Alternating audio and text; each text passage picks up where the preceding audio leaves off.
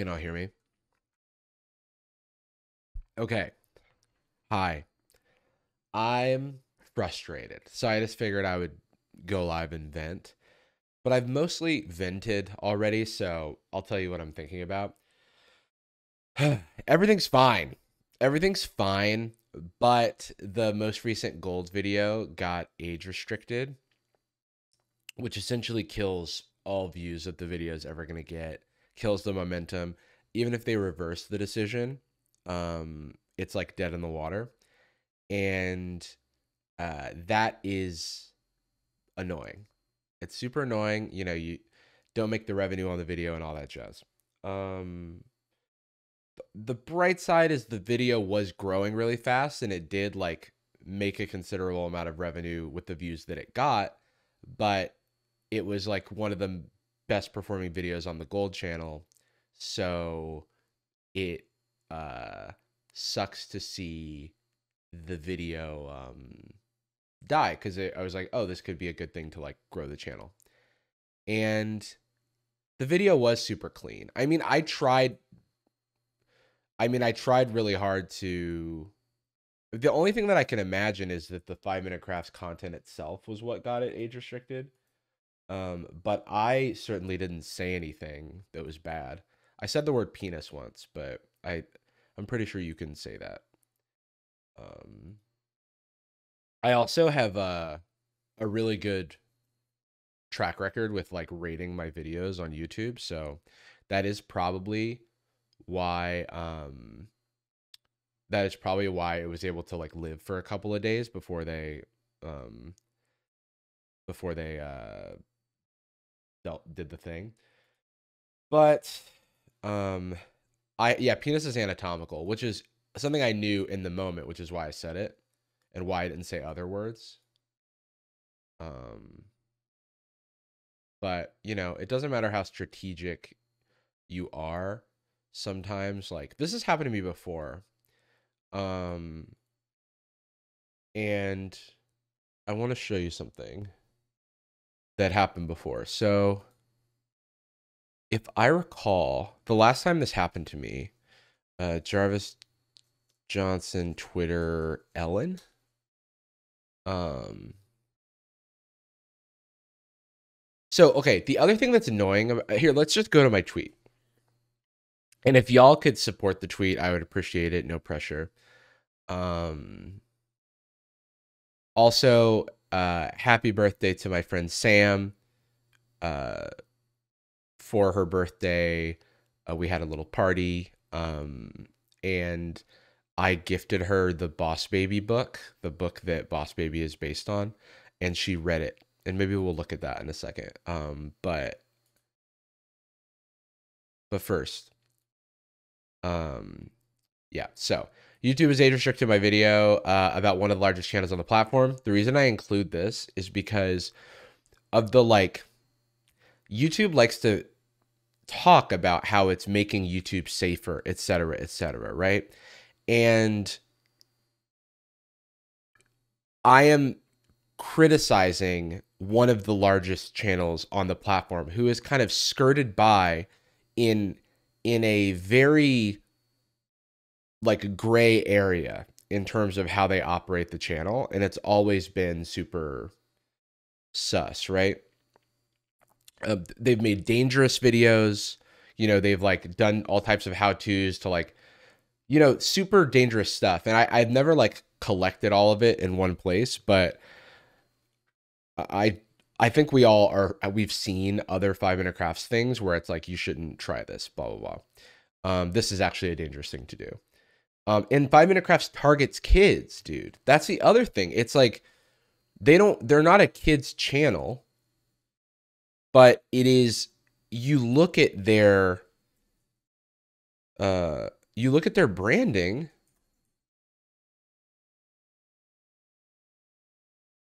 and it's like who else could these thumbnails possibly appeal to? You know what I mean? Who else could these thumbnails actually appeal to? Um, and and then the other thing is like, yeah, it's definitely not for adults. if you, maybe it's 5 Minecrafts. What was the, oh, there it is. Oh, that's not right. Did their account go away? Uh-oh. Did I bookmark it? Oh, yeah, here we go. Why couldn't I search it? Maybe they're like shadow banned or something. But anyway, this is this is their like extremely verified account. Like it's their corporate verified account. And so like they're putting this out with their full chest, with their full brand. You know what I mean? And so I said at Team YouTube, please reconsider. I can understand the allusions to sexual content, but I genuinely don't think anything I'm doing is over the line. I stand by that. I said like things like, this is transparent, isn't it? Or that, like, I think that's like referring to a penis. I said that once. Jarvis, can you get rid of the video and edit out the word? It's dead. Like it's like that type of thing just like double kills the video, because I think I just need to move on. And do something else. I'll tell you what I'm thinking about doing.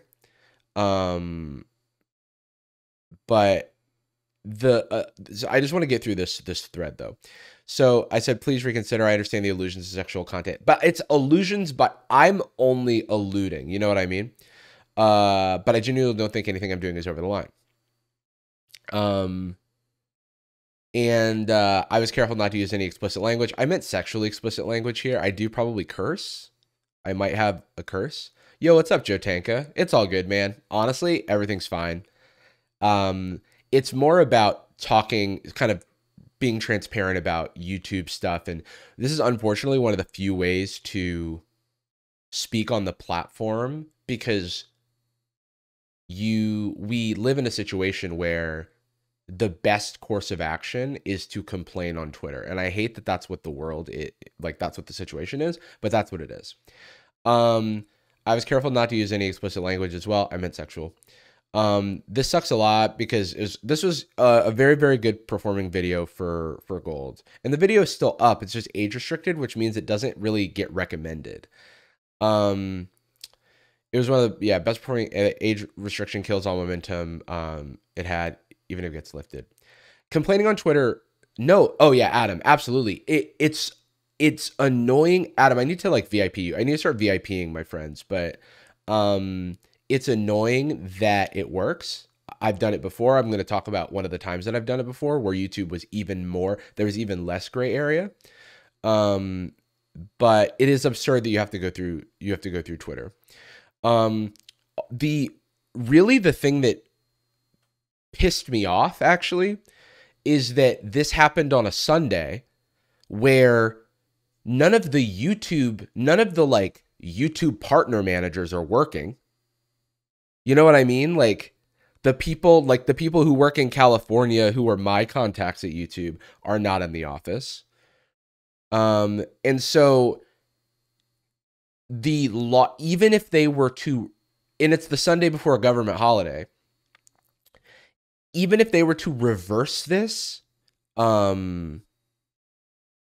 it's like the amount of time it might take them to see it. You know what I mean? So it's like the amount of harm it can cause to the amount of harm that YouTube can cause to its creators, I think vastly in this type of situation, vastly outweighs the harm that an audience is going to see or an advertiser is going to have by having their ad run on this video, or having, you know, a 17-year-old watch this video. I genuinely don't think that it's harmful. You know what I mean? And but the financial and like sort of algorithmic impact to my channel is, you know, it's notable. You know what I mean? And I'm fine financially, but it's like you make YouTube videos like relying on the platform to work as intended, and it's just very frustrating to have this happen. Ultimately, though, I've kind of just been complaining and I'm just venting. I do want to say that everything's fine. I'm fine. It's not that big a deal at the end of the day. There will be more videos. Whatever. We move forward. But I am just complaining. So this is my little complaint pocket that I kind of want to, I kind of want to just like I want to get on my complaining platform.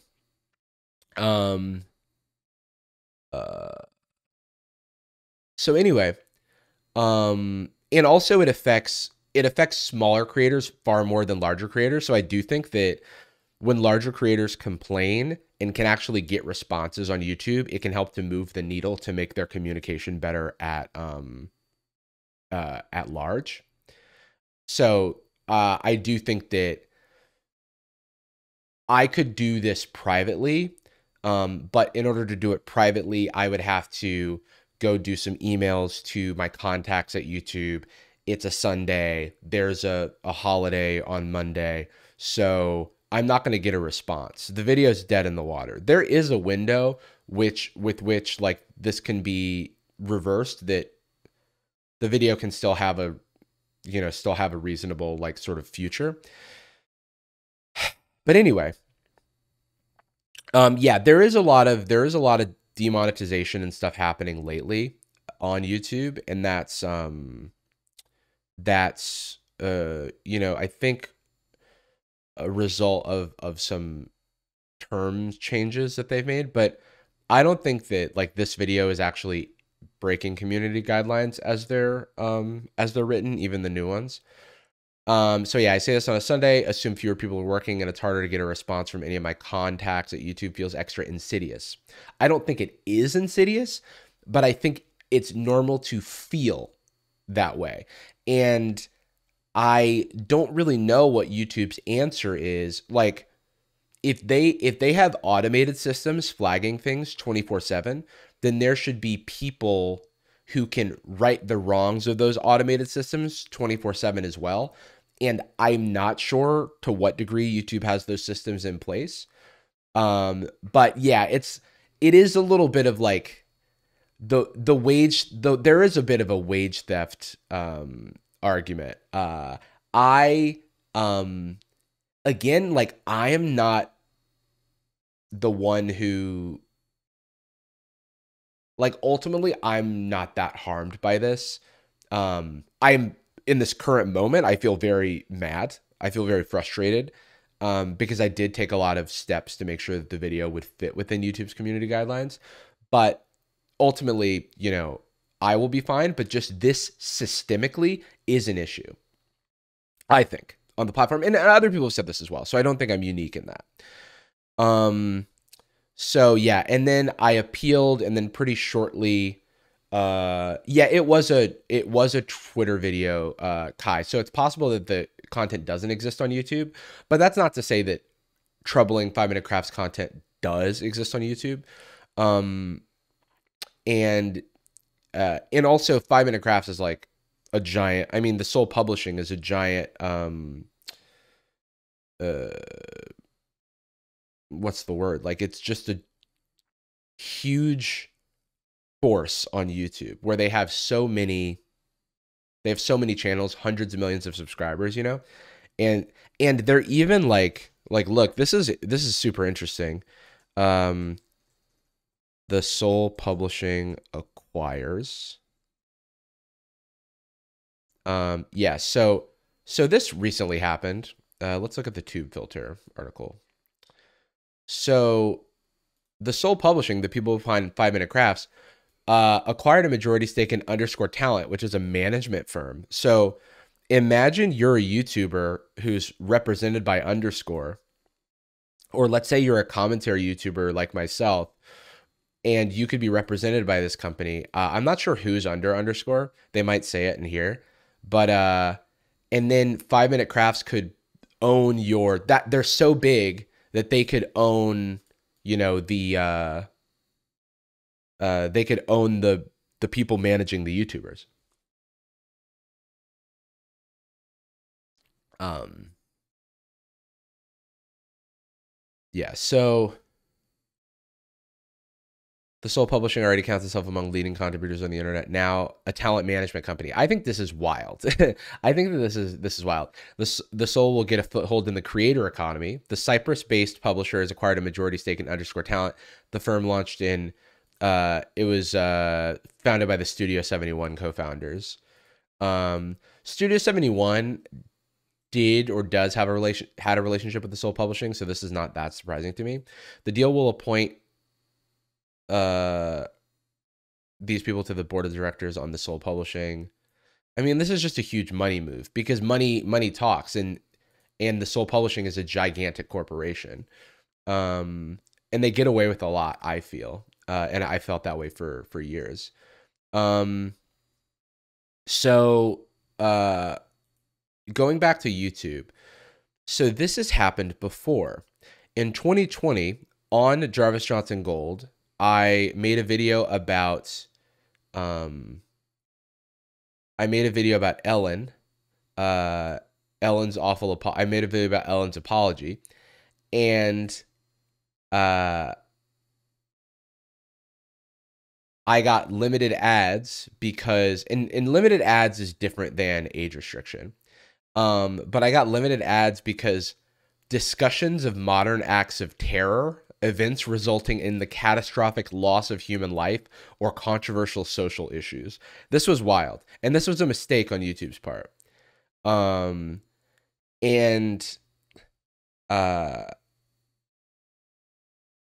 it was reversed. And that video did go on to do well. I think it has like 1 million or so views. Ellen Jarvis. Yeah, it was wild. Yeah, I mean, this video ended up doing well. So there is an argument for me to want to get my video sort of, if they're ever going to reverse the age restriction, sooner is better than later. So yeah. The other issue with this situation is that they don't tell you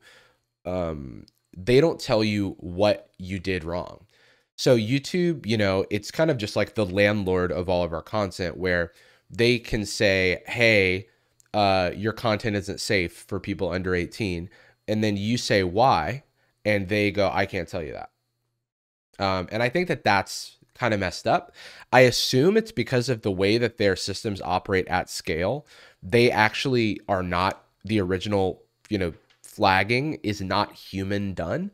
And I don't think that, I bet that the system is like some sort of machine learning based system where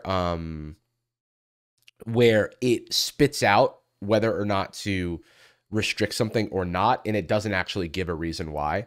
I would not be surprised if that happened, because I do feel like the way that YouTube has to scale is by having automated systems that then human beings have to go pick up the mess for. But there's very real consequences. You know, for me, for example, the consequences are like thousands of dollars, which is like the money that I use to pay the people that work with me, to pay my employees, to buy equipment, to invest in the channel, pay editors, that kind of thing. And that's why it's like very frustrating to have this happen. And I'm someone who can like afford to have this happen to me, and it's fine. But when this thing happens en masse, I've heard lots of creators recently who've had videos in their backlog be restricted or claimed and or limited and stuff like that. So it sucks. But you know, I'm doing my best to not worry too much about things that I don't have any control over, which is just like a general thing that I try to do in life. And the fact of the matter is, I've done all I can do. I've tweeted about it, which is unfortunately the way that things get done. So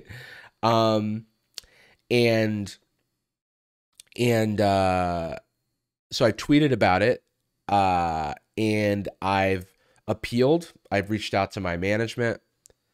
So I've done all that I can do. And now, assuming that nothing will change, because I have to assume that nothing will change. The video's dead. And so what is my strategic move moving forward? One option is to sort of put another similar video out to kind of continue capturing this momentum.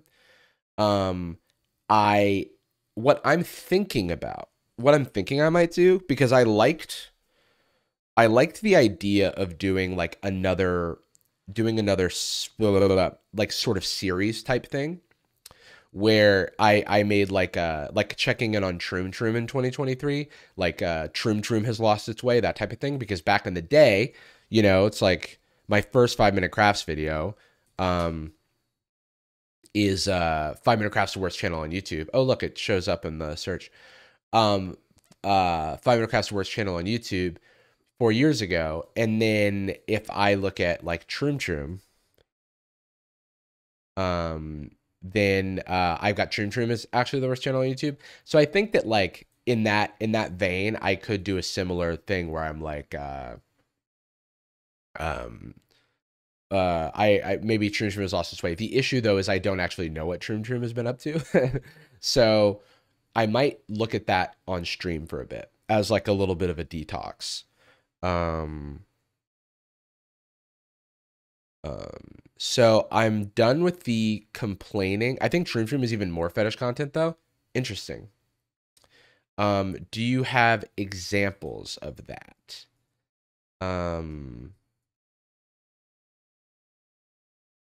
So that ends the complaining section of the stream.